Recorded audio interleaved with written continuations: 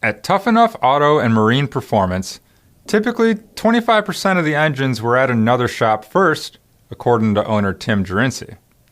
Those other shops either failed on it, couldn't do it, couldn't handle it, couldn't produce, or had machining problems or parts procurement problems, and they end up landing at Tough Enough Auto and Marine in Avondale, Arizona. That's how this 1955 331 Cadillac engine got here. I'm Greg Jones for Engine Builder, and we'll give you all the details of this build in this episode of Engine of the Week.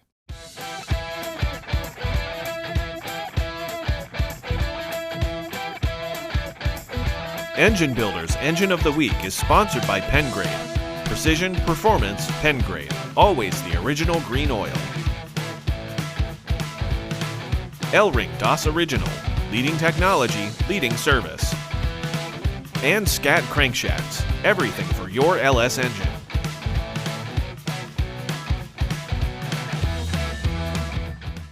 As the story goes, someone else did work on the short block for this 1955 331 Cadillac engine, and a different guy did the heads and didn't set it up correctly for the right cam lift.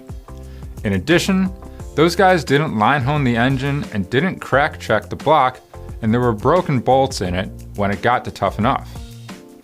The customer called Timm at Tough Enough about removing the broken bolts and fixing the heads. Jurincie started with the line hone and also decked the block.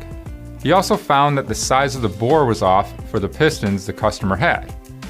The piston wall clearance ended up being between 7 thousandths and 9 thousandths off, which is way out of spec, so boring and honing was in order. Standard things from a 1955 engine that God knows when it was done the last time or who did it. We build that motor like we do everything that comes out of here. It's baked and blasted and magged first, and then it's line honed, and it's bored with reference to the line hone, and BHJ decked. Every single motor we do is BHJ decked. We balance everything within 1/4 of a gram per street motor, just because we can, and it doesn't take much longer to get it that close, so we do. Because this is an old engine, it requires old-style rings, so Jurincie had to make the bores a little rougher than they would otherwise be. And in addition, the 331 originally had helical-style bronze guide liners in it. The engine still had them in part of it, but someone put thin-walled liners in the rest of it. Somebody apparently ran out of everything and finished it up with the solid guide liners in it. They didn't realize it had replaceable guides in that engine. The cam is also unique because this engine has a higher lift rocker arm ratio than most people are used to dealing with. Prior to arriving at Tough Enough, someone didn't leave enough retainer to guide clearance and smashed about half of the stem seals on it. We ended up putting called Richie over at PEP and got the actual correct size replaceable guides for that and put them in it, then machined the tops down, because they always come in a little long and you have to machine the tops down, and we machined them for the positive stem seals and topped off the guide to make them shorter, so everything will fit with the metal clad style stem seal in it. The only cams available for this engine were through Rebuilder's Choice, and in fact, Jurincie says most of the parts for this build came from Rebuilder's Choice. We used SBI seats in it and put a complete set of exhaust seats in it.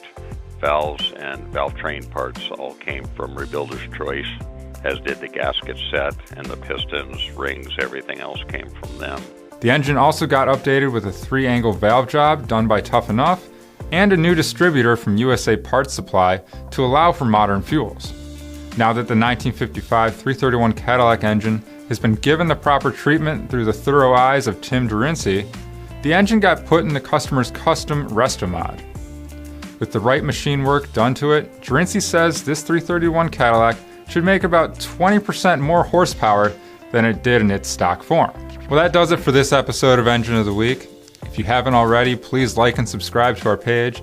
And if you have an engine that you'd like to feature, please email me at gjones@babcocks.com.